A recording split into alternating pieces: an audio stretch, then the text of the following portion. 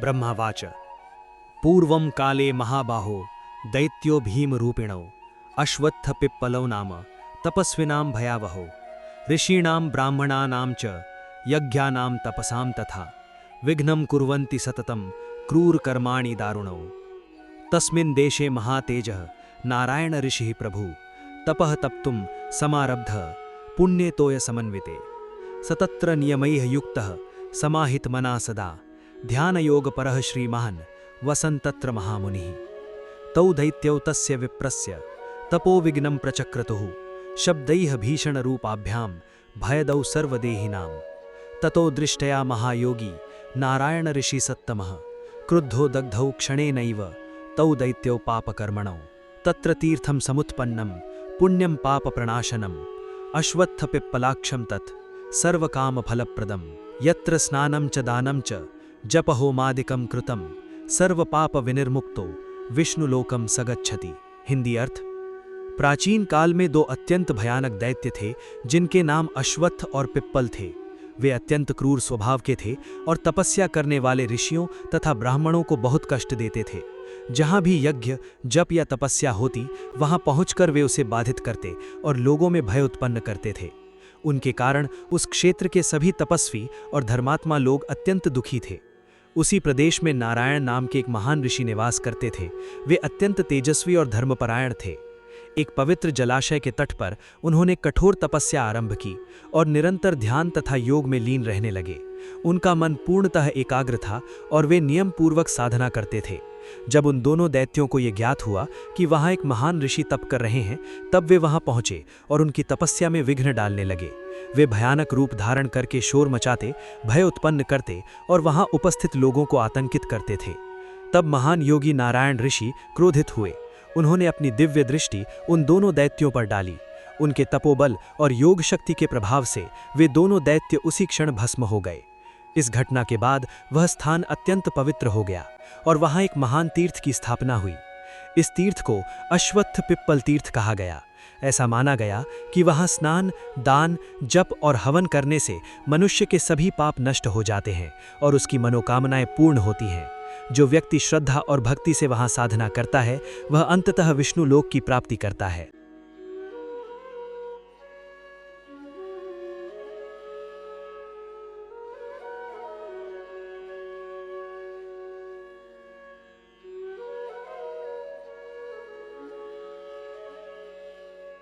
तस्मिन् देशे महापुण्ये ऋषि सिद्ध निषेविते अभवत् ख्यातिमत्तीर्थं सर्वपापप्रणाशनम् अश्वत्थ पिप्पलाख्यं तत्पुण्यं तीर्थमनुत्तमं स्नानदानजपैश्च यत्र सर्वकामफलप्रदम् तत्र देवगणा सर्वे मुनयश्च तपोधनाः पूजयन्ति सदा भक्त्या तत्तीर्थं पापनाशनम् शनैश्चरश्च अपि तत्रैव स्थितो लोकहिते रतः कर्मफलप्रदो देवः पापिनां शमनं करोत्। यः समर्चयते भक्त्या अश्वत्थं शनिवासरे तस्य पीड़ा विनश्येत शनिदोषसमुद्भवा। उन दोनों दैत्यों के विनाश के बाद वो स्थान अत्यंत पवित्र और प्रसिद्ध तीर्थ बन गया। वहां अनेक ऋषि और सिद्ध पुरुष आने लगे और उस स्थान की महिमा दूर दूर तक फैल गई। उस तीर्थ को अश्वत्थ पिप्पल तीर्थ कहा जाने लगा और ये माना गया कि वहां स्नान, दान तथा जप करने से मनुष्य के पाप नष्ट हो जाते हैं और उसे अनेक प्रकार के पुण्य फल प्राप्त होते हैं। समय के साथ ये स्थान देवताओं और मुनियों द्वारा भी पूजित माना जाने लगा। वहां की पवित्रता और तपोबल के कारण ये विश्वास प्रचलित हुआ कि उस स्थान पर दिव्य शक्तियों का विशेष निवास है। परंपरा में आगे ये भी कहा गया कि वहां शनि देव का भी विशेष संबंध स्थापित हुआ, क्योंकि पीपल वृक्ष को शनि से संबद्ध माना जाता है। इस कारण श्रद्धालु लोग शनिवार के दिन पीपल वृक्ष की पूजा करने लगे और उसके चारों ओर प्रदक्षिणा करने लगे। ऐसा विश्वास किया गया कि यदि कोई व्यक्ति श्रद्धा और भक्ति से पीपल वृक्ष की पूजा करता है तो शनि से उत्पन्न कष्ट और बाधाएं कम हो सकती हैं। इस प्रकार उस तीर्थ की कथा केवल दैत्यों के विनाश की घटना तक सीमित नहीं रही, बल्कि आगे चलकर वो पीपल वृक्ष की महिमा और शनि की कृपा से कष्टों के निवारण से भी जोड़ी जाने लगी। इसी कारण अनेक परंपराओं में इस कथा को पीपल पूजा और शनि शांति के साथ संबद्ध करके बताया जाता है।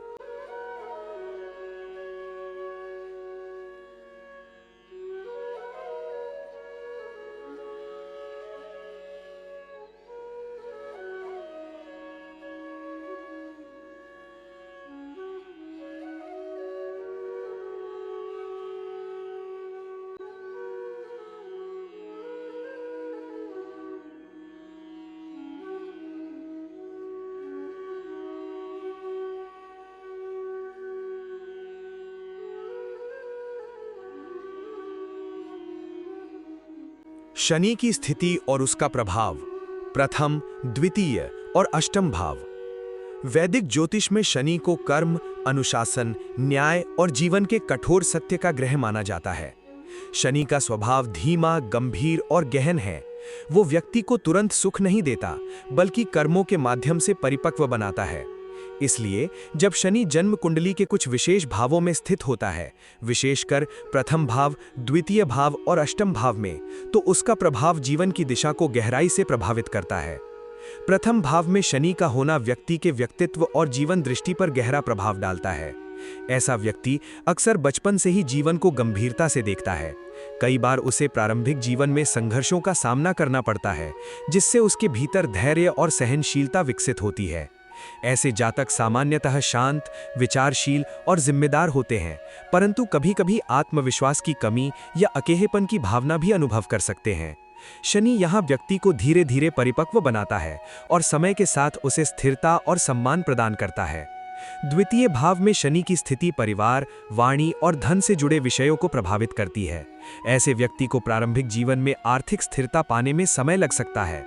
परिवार के वातावरण में भी कभी-कभी कठोरता या दूरी महसूस हो सकती है, परंतु यही स्थिति व्यक्ति को संयम, बचत और जिम्मेदारी सिखाती है।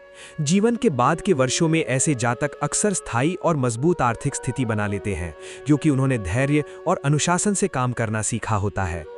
अष्टम भाव में शनि की स्थिति गहन और रहस्यमयी मानी जाती है। ये भाव परिवर्तन, आयु, गूढ़ ज्ञान और जीवन के छिपे हुए पक्षों से जुड़ा है। यहाँ शनि व्यक्ति को जीवन के गहरे अनुभवों से गुजरने का अवसर देता है। कई बार अचानक परिवर्तन या कठिन परिस्थितियां सामने आ सकती हैं, परंतु इन्हीं अनुभवों के माध्यम से व्यक्ति में अद्भुत सहनशीलता और आध्यात्मिक समझ विकसित होती है। ऐसे जातक जीवन के रहस्यों को समझने की ओर अधिक आकर्षित होते हैं और कई बार गूढ़ ज्ञान या आध्यात्मिक मार्ग की ओर अग्रसर हो जाते हैं। इसी कारण शास्त्रों में शनि की उपासना को अत्यंत महत्वपूर्ण माना गया है। जब मनुष्य श्रद्धा से शनि की स्तुति करता है, तो वो अपने कर्मों के प्रति अधिक जागरूक बनता है और जीवन की कठिनाइयों को धैर्य के साथ स्वीकार करने की शक्ति प्राप्त करता है।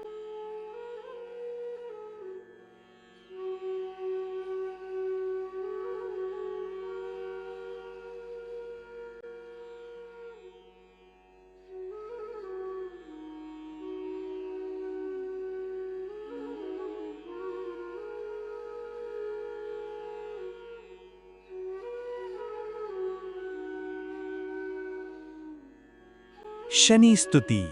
नमस्ते क्रोध संस्थाय पिंगलाय नमोस्तुते। नमस्ते छायापुत्राय नमस्ते मंदगामिने। नमस्ते सूर्यपुत्राय नमस्ते कर्मदायिने। नमस्ते कालरूपाय नमस्ते भयहारिणे।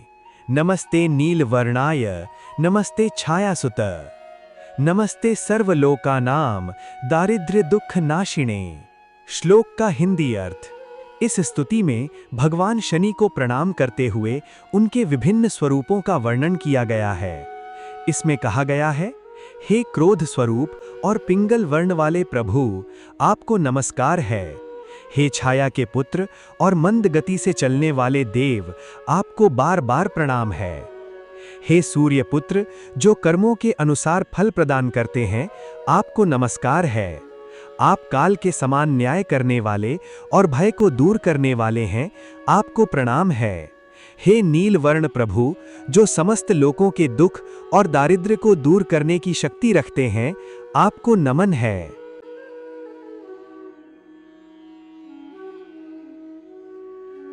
शनि का प्रभाव जीवन में केवल कठिनाइयां देने के लिए नहीं होता। अक्सर लोग शनि का नाम सुनते ही भयभीत हो जाते हैं, मानो उनका आगमन केवल दुख और परीक्षा लेकर आता हो। परंतु वास्तव में शनि वो शक्ति है जो मनुष्य को उसके कर्मों का दर्पण दिखाती है। वो जीवन की कठोर परिस्थितियों के माध्यम से हमें ये समझाते हैं कि हमारे कर्म ही हमारे जीवन की दिशा निर्धारित करते हैं। शनि का उद्देश्य केवल दंड देना नहीं, बल्कि मनुष्य को भीतर से मजबूत, अनुशासित और जागरूक बनाना है। जब कोई व्यक्ति श्रद्धा और विनम्रता के साथ शनि की स्तुति करता है और अपने आचरण तथा कर्मों को सुधारने का प्रयास करता है, तो धीरे धीरे उसके जीवन में धैर्य, स्थिरता और संतुलन का उदय होने लगता है। ये उपासना केवल ग्रह शांति का उपाय नहीं है, बल्कि ये आत्मानुशासन और जीवन की गहरी समझ प्राप्त करने का मार्ग भी है। परंतु यहाँ एक गहरी सच्चाई को समझना भी आवश्यक है। प्रार्थना करने का अर्थ ये नहीं कि हमारा भाग्य तुरंत बदल जाएगा। शास्त्रों में स्पष्ट कहा गया है कि मनुष्य अपने प्रारब्ध से पूर्णतः मुक्त नहीं हो सकता। जो कर्म हमने पूर्व जन्मों में किए हैं, उनका एक भाग इस जन्म में फल देने के लिए निश्चित होता है। यदि हमारे प्रारब्ध में किसी परीक्षा, किसी संघर्ष या किसी पीड़ा को अनुभव करना लिखा है, तो वो किसी न किसी रूप में हमारे जीवन में अवश्य आएगा, क्योंकि वो हमारे ही पूर्व कर्मों का परिणाम है। किंतु इसका अर्थ ये नहीं कि मनुष्य हाथ पर हाथ रखकर बैठ जाए। ईश्वर ने हमें केवल भाग्य भोगने के लिए नहीं भेजा, उन्होंने हमें कर्म करने की स्वतंत्रता भी दी है। जब हमें इस जीवन में कर्म करने का अवसर मिला है, तो क्यों ना हम उसे सही दिशा में करें। क्यों ना हम अपने विचारों को शुद्ध करें, अपने आचरण को बेहतर बनाएं और अपने कर्मों को अधिक सजगता से निभाएं। यही तो मनुष्य होने का वास्तविक अर्थ है। प्रार्थना भी इसी भावना का एक माध्यम है। ईश्वर ने कभी ये नहीं कहा कि उन्हें प्रसन्न करने के लिए सोना चांदी अर्पित किया जाए या किसी विशेष प्रकार की भौतिक भेंट ही उन्हें प्रिय है। जब ईश्वर स्वयं इस समस्त सृष्टि के रचयिता हैं, तो हम उन्हें ऐसा क्या दे सकते हैं जो पहले से उनका ना हो। शायद सबसे सच्ची भेंट वही है जो मनुष्य अपने भीतर से दे सकता है। एक निर्मल हृदय, सच्ची श्रद्धा और आत्मा की गहराइयों से निकली हुई प्रार्थना। जब प्रार्थना हृदय से निकलती है, तब वो केवल शब्द नहीं रहती, वो मनुष्य के भीतर परिवर्तन का बीज बन जाती है। और जब हम इस विचार को और गहराई से देखते हैं, तो एक और भाव स्वाभाविक रूप से मन में उठता है। हम वास्तव में कितने भाग्यशाली हैं कि हमारा जन्म भारत की इस पवित्र भूमि में हुआ है। ये वही भूमि है जिसे युगों से कर्म भूमि कहा गया है। यहाँ के ऋषियों, मुनियों और हमारे पूर्वजों ने जिस ज्ञान की परंपरा हमें दी है, वो केवल पुस्तकों में सीमित नहीं है, वो जीवन को समझने की एक गहन दृष्टि है। हमारे आचार्यों और ऋषियों ने हजारों वर्षों की चिंतन, साधना और अनुभव से जो ज्ञान संचित किया, उसे कभी ग्रंथों में लिखा, कभी गुरु से शिष्य तक वाणी के माध्यम से पहुंचाया। आज जो कुछ भी हमें ज्योतिष, दर्शन और आध्यात्म के रूप में प्राप्त है, वो उसी अमूल्य विरासत का परिणाम है। इसलिए इस ज्ञान के प्रति कृतज्ञता और सम्मान का भाव रखना भी हमारा कर्तव्य है। यही वो परंपरा है जिसके कारण आज भी संसार भारत को केवल एक देश नहीं, बल्कि ज्ञान और आध्यात्मिकता की भूमि के रूप में देखता है। यदि कोई ज्योतिष के मार्ग पर थोड़ा भी आगे बढ़ता है, यदि वो इस विद्या का केवल अ, ब, स, द, ABCD भी समझने लगता है, तो धीरे धीरे उसे ये एहसास होने लगता है कि शनि के बिना इस विद्या की कल्पना भी अधूरी है। निश्चय ही सभी ग्रह अपने अपने स्थान पर अत्यंत महत्वपूर्ण है। प्रत्येक ग्रह जीवन के किसी न किसी पक्ष का प्रतिनिधित्व करता है, परंतु समय के साथ साधक ये अनुभव करने लगता है कि शनि केवल एक ग्रह नहीं, बल्कि जीवन की गहराइयों को समझने वाली एक शक्ति है। शनि हमें धैर्य सिखाते हैं, अनुशासन सिखाते हैं, कर्म का मूल्य सिखाते हैं। वो हमें याद दिलाते हैं कि जीवन में स्थायी उपलब्धियां केवल प्रयास, सहनशीलता और समय के साथ ही प्राप्त होती हैं। शायद इसी कारण ज्योतिष के मार्ग पर चलने वाला व्यक्ति जितना अधिक अध्ययन करता है, उतना ही अधिक वो शनि के महत्व को समझने लगता है। इसलिए शनि की उपासना भय का विषय नहीं है, बल्कि जागरूकता का आवाहन है।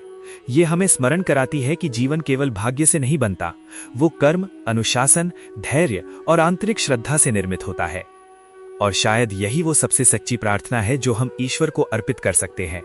अपने जीवन को बेहतर बनाने का संकल्प, अपने कर्मों को अधिक सजगता से निभाने का प्रयास और उस दिव्य ज्ञान परंपरा के प्रति गहरी कृतज्ञता जिसे हमारे ऋषियों और पूर्वजों ने हमें विरासत में दिया है।